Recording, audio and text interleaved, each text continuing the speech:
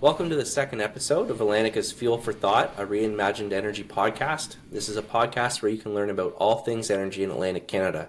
I'm Jonathan Alward, and I'm the Vice President of Policy at the Atlantica Centre for Energy. Atlantica's goal is to power and develop the region responsibly to create a more prosperous future for Atlantic Canadians. We do this by developing partnerships, facilitating conversations, and improving energy literacy. In this episode, my guests will explore energy trade with me. We'll help listeners and viewers better understand the important role that buying and selling energy with businesses in Atlantic Canada has for the region's energy portfolio and economy. We'll also uncover how integrated the energy sectors are in Atlantic Canada with the New England states and how dependent the two regions are on this energy trading relationship. But before I introduce my guests, though, it's important to acknowledge that today we're recording on March the 6th, and the United States is currently engaged in a tariff war with Canada. While not in effect today, both countries have discussed placing tariffs on energy products, including crude oil, natural gas, and electricity, against imports from the other nations. Some elected officials have gone so far as even discussing the potential to stop certain energy exports altogether if this trade dispute further ratchets up. It's my pleasure now to introduce my first guest, David Chaundy, the President and CEO of the Atlantic Economic Council. The Atlantic Economic Council is a source for independent research, providing insights and ideas that are vital to supporting a healthy, inclusive, and sustainable Atlantic Canadian economy. David has been the President and CEO of the Atlantic Economic Council since 2018 and has over 25 years of experience researching Atlantic Canada's economy, sharing his insights and ideas with numerous publications and presentations to businesses, governments, and other important stakeholders. He is a leader or member of several economic and statistics organizations across the country. He has a BA in economics from the University of Cambridge and a Master's of Science in Economics from the University of York, England, among other degrees. Listeners can also find a recent publication of his on the Atlantic Canada's U.S. trade vulnerabilities on the Atlantic Economic Council's website in its members portal. Welcome, David. I'm also pleased to be joined by Michael Pisiferi, the Senior Officer of Public and Economic Affairs from the Office of the Consulate General of Canada to the United States in Boston. The Consulate in Boston represents Canada's interests in Maine, Massachusetts, New Hampshire, Rhode Island, and Vermont. Michael has worked for the Consulate since early 2023, where he is the lead of energy and environmental policy. Previously, he worked for the Quebec government in Boston in a similar role. Michael holds a BA in Political Science and International Relations. Welcome, Michael, and thank you both for joining me on Atlantica's Fuel for Thought podcast. Before we jump into our conversation, I'd first like to provide a high-level overview of some of the trade-related concepts which many people don't work with day to day. This being Energy Trade 101 episode, let's start there. Different types of energy, like nearly all products and services, are traded or purchased and sold across provincial and international borders every minute. Exports are products or services that businesses in one country sell to customers in another country. This also happens from state to state or province to province, also known as interprovincial trade. A familiar example for exports would be electricity generated by hydroelectric dams at Newfoundland and Labrador being sold to customers in the United States through Quebec. Exports are good because they essentially use money from the customer's country to help generate jobs and taxes in the seller's country. Imports would be products or services that a producer in another country sells to Atlantic Canadian customers, for example. An example of this would be natural gas, which flows largely from Western Canada and the United States through New England and eventually to the Michelin plant in Nova Scotia and thousands of other customers in the region. Imports are often considered less helpful for an economy than imports, but they are still important. To put it simply, we do not or cannot produce everything we use today in Atlantic Canada, from enough natural gas for manufacturing to getting oranges in the winter. A trade balance is the difference between what a country exports and imports. If it imports relatively too much, it has a trade deficit, which can devalue its currency. Tariffs are essentially a tax imposed by a government on certain imported goods or services. Tariffs ultimately drive up costs for customers, especially if imports cannot be produced locally instead. David and Michael, is there anything you'd like to add to these concepts for our listeners? Sure, thanks for that, Jonathan. I think for the viewers and listeners here, it's It's important to understand what the role of the Canadian consulate is in Boston. We're one of 12 consulates all across the U.S. responsible for overseeing Canada's trade relationship with the U.S. And so these types of concepts of imports and exports and ensuring free trade and market access for Canadian businesses is our primary responsibility, and that's what we're here in the region to do.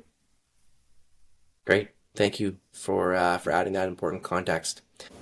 No, I think you did a good overview of that, Jonathan. Maybe just two little points to emphasize. You talked about imports are not bad.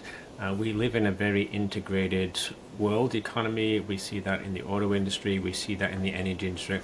The two-way flows are very important. And as you mentioned, we do need imports to be able to produce our exports. And that's certainly the case in energy, and it's certainly the case for other products. So I think that's very important for people to keep in mind.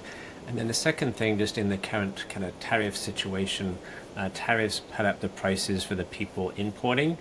So in this case, tariffs on Canadian exports are going to be paid by American consumers. However, if they decide they've got other suppliers, that then means that we're going to be selling less and they will go to other suppliers. So the effects of how these current tariffs are going to play out very much depends upon other alternative suppliers in the US. If that's your only source of energy and you can't get another, you're going to be paying that full price in the US. They're going to be paying the full burden.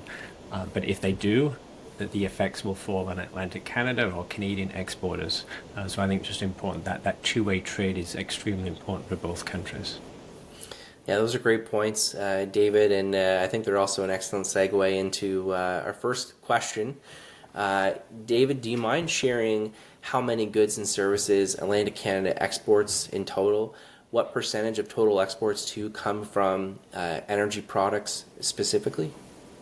Sure. So when we look at Atlantic Canada exporting to other countries, we export in last year, 2024, $40 billion worth of goods. And if you look at energy products in particular, those exports last year amounted to $20 billion. So $20 billion sounds a big number. Let me just put it in a context for you. That is equivalent to over $600 per person per month of energy exports coming out of Atlantic Canada to other countries. So it's a fairly sizable amount.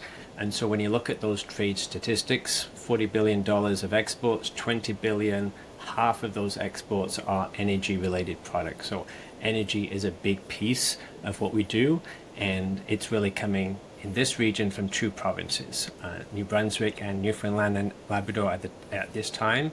And so it's getting close to 65% of their exports are energy related. But for the region as a whole, half of our exports are energy products. Michael, how do Atlantic Canada's energy exports compare to the rest of Canada? Obviously, we're exporting less to the United States than Alberta, for example, but is it significant in a national context? It absolutely is significant, and I think we hear a lot in the news, especially about Alberta's oil exports or Quebec and British Columbia's hydroelectric exports to the U.S. But the reality is that New England and Atlantic Canada share, in many ways, an energy system. This region of the continent, frankly, is incredibly interdependent on each other, and I'll talk about this later in our conversation about just how interconnected we are, whether we look at pipelines and transmission lines. But Atlantic Canada absolutely has a role to play. It's a continental role, frankly, where this region of the U.S. is very much dependent on the exports that are coming out of Atlantic Canada. Yeah, it's really important context for readers to have, and certainly excited to dive into this a little bit more. David, New Brunswick imports some electricity from Quebec, for example, but can you walk listeners through what types of energy flow in and out of Atlantic Canada from outside of Canada? Right, so there's a number of different flows and different types of products, so let me do a little bit by kind of sector or facility. So we have in St. John Canada's largest refinery, and that refinery imports crude oil from the US. About half of it in 2024 came from the US. The other half came from other countries like Nigeria, Saudi Arabia. So we are a big importer of crude oil.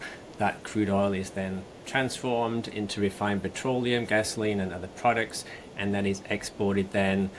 Right now, 95% of those exports actually go to the US. This is why that US market is so important. There are some small sales to other countries. So that's a big part of kind of crude oil coming in, refined petroleum, exports going out. But we do also import some other refined petroleum from other countries, whether it's diesel or some other products that are being used in the local market. So that's kind of the refined crude side. If we then go to Newfoundland and Labrador, that they have 4 offshore fields, and so they're producing quite a lot of oil. Again, right now, over half of that goes to the United States, and a fairly sizable chunk goes to Europe. So we are importing crude for refinery, we are exporting crude that goes to other refineries around the world. And so we've got oil, we then have natural gas. So coming back again to St. John, in St. John there's the LNG terminal. That is largely an import terminal. They import liquefied natural gas, so gas that's been converted to a liquid form. It's then regasified, and that gas is then exported into the US, typically in a kind of seasonal winter market, taking advantage of peak demand. So we have natural gas coming into the region, we're exporting it, but because, as you mentioned, Michelin and other consumers in this region, whether households, institutions or businesses are using natural gas to fuel their plants and their heating, we also import natural gas, most of that coming from the United States through the pipeline, the Maritimes and Northeast pipeline. And then electricity that you mentioned. So electricity, we have various sources of powering that electricity, but we do currently import coal. So both New Brunswick and Nova Scotia have some coal plants. They're importing coal to power that power. We are then also exporting some electricity from New Brunswick to New England in particular. There's also some export flows, as you mentioned, from Newfoundland and Labrador into the United States. And then depending on the time of the season, we're also importing electricity. So those electricity flows are flowing both in and out of this region. So those will be the key areas: crude oil, refined petroleum, natural gas and electricity related. Those will be the key energy flows into and out of Atlantic Canada to the rest of the world. Yeah, absolutely. And I think it's interesting to look at just how diverse the different sources of energy that we're trading are, certainly across the region. You mentioned coal. Even with the phase out of coal-fired electricity generation, that's not really going to reduce our reliance, I don't think, on the need for some specific energy imports to the region by 2030, for example. Most of the electrical utilities are planting, biomass or natural gas, adding new wind. A lot of that energy that will be replacing coal, as an example, will still come from outside of the region. And maybe just to add to that, because you just triggered a point, we do also sell wood pellets. And some of those wood pellets are going to Europe to help be fuel for power plants elsewhere. So we might be using some of that within the region. But although we don't typically think of that as an energy flow, it's more of a forest products, but it is actually fueling energy and power generation in other countries as well. Yeah, in England, for example. Michael, can you explain how and where these different types of energies flow in and out of Atlantic Canada? Yeah, I'm happy to dive into it. And I think before I get into specific energy flows, just putting New England and the 6 states of New England in context for listeners is important. So the 6 states are Connecticut, Maine, Massachusetts, New Hampshire, Rhode Island, and Vermont are all in the northeast corner of the U.S. They share one electric grid, which is somewhat unique. Some states have their own electric grid. In New England, we're 6 states with one electric grid. And the population is just over 15 million. And that population, important for Atlantic Canada, is concentrated in the southern part of the region in Massachusetts and centered around Boston. And when we think about the energy system in this region of the U.S., we're looking at close to 30,000 megawatts of generating capacity locally. And that's predominantly coming from natural gas these days in this region. There's been a pretty significant transition transition away from dirtier fossil fuels of coal and oil and towards natural gas. And there's also some nuclear local hydro assets. And Quebec and Atlantic Canada each play a pretty important role in providing electricity to the region. So if we look at Newfoundland, for example, it's about 1 terawatt hour per year, and New Brunswick on its own is providing about 1.9 terawatt hours, which is not so much less than what Quebec is providing, which is just closing in on 4 terawatt hours to the region. This electricity comes across 2 DC lines with Hydro-Quebec worth about 2,225 megawatts or so. And then there's 2 AC ties with New Brunswick worth about 1,000 megawatt capacity.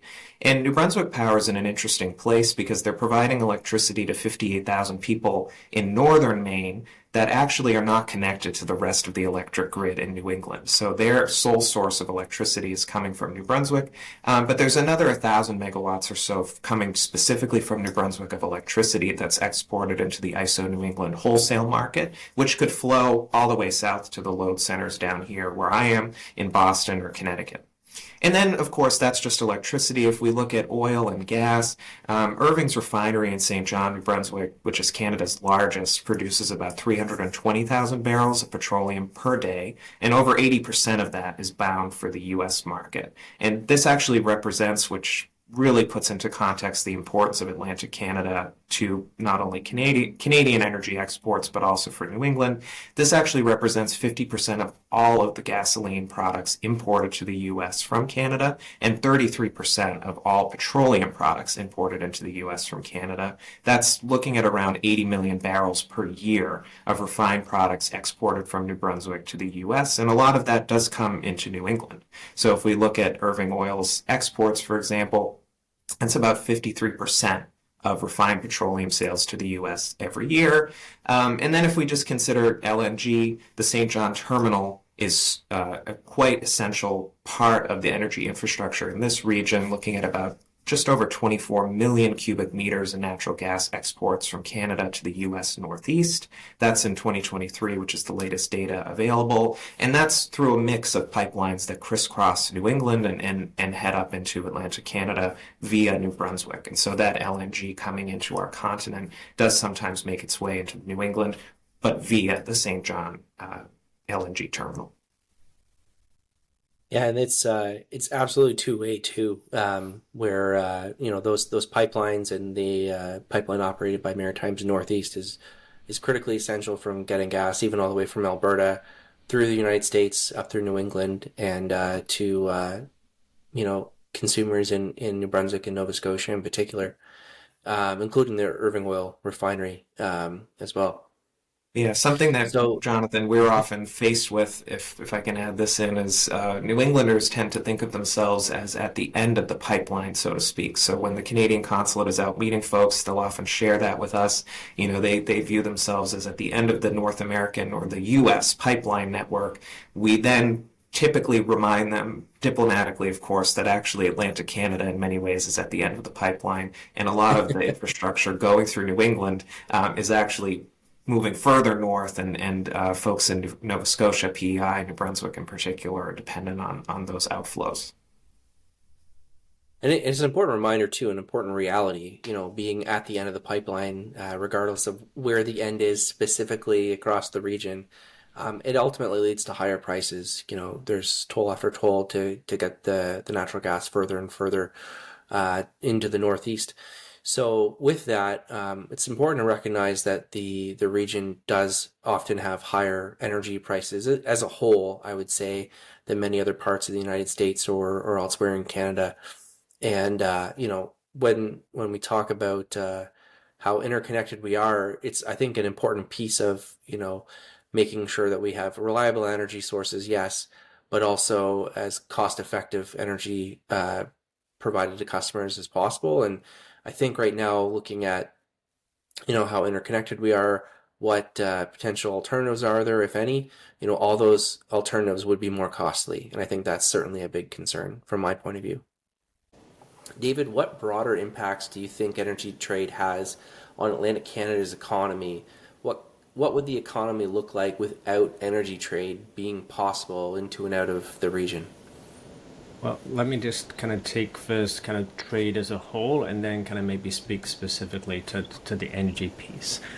So when you look at, and I'm just thinking particularly in the context of exports to the United States and the current trade dispute we have over 2,000 exporters in Atlantic Canada selling goods to other countries. Those exports last year to the US specifically were worth over almost $30 billion.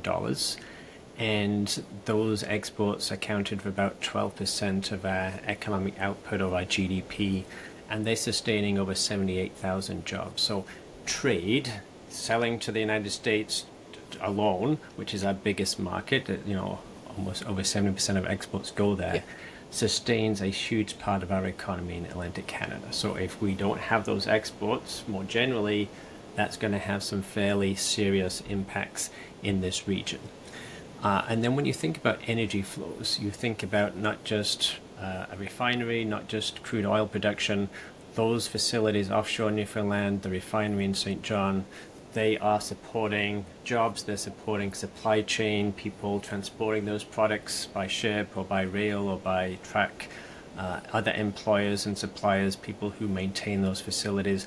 There's lots of what we would call indirect or supply chain impacts, and those people also then spend money in their economy at restaurants, on professional services, on haircuts, going on holiday. So those exports that generate huge amounts of revenues that help sustain our economy. But it's also important to realize that without energy, we would not have power for our heating at home, we would not have power for our lights at home. Our businesses require heating, they require lighting, they require cooling, and they require power to produce products, whether it's a pulp and paper mill.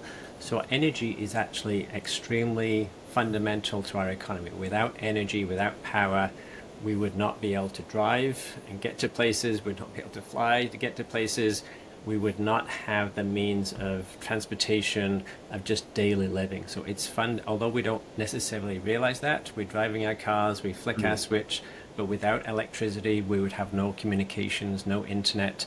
So you quickly think when we have power outages, how quickly we realize we are dependent upon energy, electricity, and fuel for transportation and to generate and produce the products that we need. So energy is fundamental. There's certainly broader economic impacts from trade, but energy is critical for our economy even without that trade. Even if we were just isolated, we could not survive in our current framework without the energy sources that we have today. Yeah, no, I completely agree, and I think it's important to recognize too, even though there are alternative sources of energy that maybe we can make more of here in Atlantic Canada, like electricity, for example. A lot of manufacturing businesses that are using natural gas, even if it's more expensive in New Brunswick or Nova Scotia than it is elsewhere in North America, that's still a big piece of what makes them their business model cost competitive. And switching to electricity, for example, has definitely benefits. If you look at emission reduction, for example, but it might mean that their business is no longer cost competitive. So just because we have some alternatives doesn't mean there won't be economic consequences to fuel switching, especially if that trade was no longer possible. Absolutely. And again, if you go back through Atlantic Canada's history, that the cost of electricity, particularly for energy-intensive facilities and the pulp and paper mills, a high cost of power as well as a high Canadian dollar back in the 90s, those were key factors leading to some of our pulp and paper mills to close. So energy costs are a key driver, especially for energy-intensive industries. There's labor and availability and exchange rates also play in, but energy for those energy intensive users is extremely important. So having alternatives and having cost competitive supplies can certainly make a huge difference to competitiveness for any business. Yeah, absolutely. So on the flip side, Michael, you live in Massachusetts. How much economic activity in New England relies on trade from Atlantic Canada, or energy trade specifically? Yeah, the numbers are really quite astounding when you think about it. And a lot of our work at the Canadian Consulate in recent months, but this is what we do day in, day out, is educating New Englanders to understand, and Americans more broadly, just how dependent they are on Canadian exports of energy to power their economy, on Canadian imports and inputs into goods that are ultimately made in the USA. And that's a big part of our overall US-Canada trade. And when we look at New England in particular, the dependence on Atlantic Canada is pretty stunning. About 8 in 10 cars on the road in New England actually are powered by fuel coming from Canada. 90% of the jet fuel used at Logan Airport comes from Canada. And Senator Collins of Maine pointed out in some of her tariff advocacy that 100% of the jet fuel and diesel used at the Maine Air National Guard base in Bangor, Maine, comes from Canada. So when we consider how Canadian exports are powering the economy, it really becomes quite clear that our interconnections with each other are very important. So thank you, Michael. Before we wrap up, I think many listeners have at least some easiness, probably fears about the current trade environment between the United States and Canada. I'm typically optimistic, but we are living in uncertain times, and the energy sector is no exception to this. But I'll ask you both, David and Michael, what does energy trade look like in the future for Atlantic Canada? Yeah, and that's a great question, Jonathan, but it's one that I think is quite challenging to answer right now, particularly just with what's happening in the Canada-US trade relationship, but also other shifts happening around the world in terms of what's happening in terms of geopolitics. And also just we've been on a transition, particularly in Canada in this region, to get to a net zero emissions by 2050. We're seeing some shifts in the US around energy and environmental policies. We're seeing some businesses make some shifts. So there's a lot of moving parts right now that make me hesitant to be too dogmatic about what the future looks like. But let me just make a few comments. One, in the current context, people have talked about, Canada, we need to diversify away from the United States. We're too dependent upon this relationship. It's not that straightforward. If you think about some of the energy flows that we just talked about, natural gas relies on those pipelines. Unless we have an LNG export terminal, there's no way we can export natural gas. We don't currently produce any. We are very much reliant on existing infrastructure. And when we think about crude oil, which we export, and refined petroleum, that is heavily dependent upon the US market. Yes, there's other countries that consume those products, but unless we can do so competitively, unless we can get those products to their market and be competitive with other suppliers, we really don't have those alternatives. So it's really not clear to me, particularly in the energy sector. I think we have more opportunities on the crude oil. We already sell a big chunk of that to Europe. But I think with refined petroleum, that might be more challenging to be cost competitive in other markets. So it's not clear to me exactly how some of the energy flows will develop. But I think we also need to think about there's new energy sources that are being developed. Newfoundland and Labrador has another offshore project, Bay du Nord, that may come on stream by 2030. We know that Newfoundland and Labrador is working with Quebec to develop some new hydroelectricity facilities. That might mean more flows going into Quebec, potentially then also to the US market. New Brunswick's trying to develop some small modular reactors, a kind of nuclear power. There's several potential hydrogen projects, wind powered, converting power to hydrogen, exporting that to Europe, and then potentially offshore wind. So there's lots of new potential energy sources that are being proposed, potential projects that could be quite significant. Some of those may be used domestically, but we have a very small market in Atlantic Canada. So typically we export energy.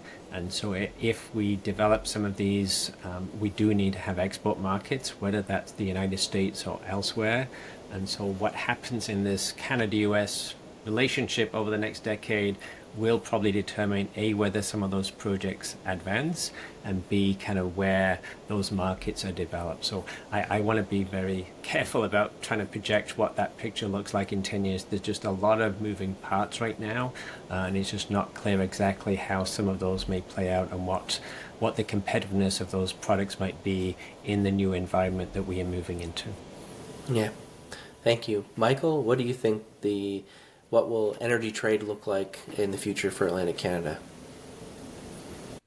Yeah, thanks for that. And to build off David's point, I think it's important for us to focus on the subnational level here in New England and in Atlantic Canada. The reality is that despite some pretty significant shifts that we anticipate and are underway as we speak in federal policy in the United States, the New England states remain largely committed to pretty significant decarbonization goals at every level of their economy, including and especially in the energy sector. And ISO New England, which is our regional grid operator, continues to predict a pretty significant increase in demand for power. Current generation in this region is around 31,000 megawatts, but there's going to be a big influx and need, especially for new interconnections, new generation. There's some focus, of course, on battery storage technology and others, but the reality is that this region is more efficient when it's integrated into the Canadian system. And pretty soon, there will be a new transmission line coming on that links Massachusetts to Quebec via Maine. And there's real appetite from what we hear on the ground here for increased connections and utilizing better our regional energy capacity. There's a few initiatives underway from some very well-respected think tanks that I would encourage everybody to check out, looking at what regional energy policy really looks like and long-range transmission planning on how we both decarbonize and do this in a way that is going to be cost effective for the region. And one of the ways that we do that is by working together. So there's a number of subnational initiatives at work, both within private organizations, but also government to government. And so the governors and the premiers gather annually for the New England Governors Eastern Canadian Premiers Conference. And those conversations, in addition to the big annual meeting, are ongoing between energy policymakers and decision makers in the 6 states of New England and the 5 provinces of Eastern Canada. And so these conversations continue despite changes at the federal level. And I do think it's important to focus on that and to focus on what this region will continue to need in the future. And Atlantic Canada plays a very important role in that conversation, both for traditional energy, but also for the need for balancing generation and renewable technologies that can help feed this region and can complement some of the new generation that'll be online here, including offshore wind, and especially as we look at onshore and offshore wind in Atlantic Canada, that complementarity will be key, and participating in the transmission conversations is essential for the region, both at the subnational and, of course, our 2 countries will continue to talk about that as well. Very insightful, both of you, and thank you, David and Michael, for joining Atlantica's Fuel for Thought. I encourage all the listeners and viewers to learn more about the Atlantic Economic Council's research on trade and several other topics, including an inventory of major projects being developed in the region and their excellent Net Zero series. You can find links to the Atlantic Economic Council's website in our show notes. Until next time, knowledge is power, so please keep learning about energy. Thank you.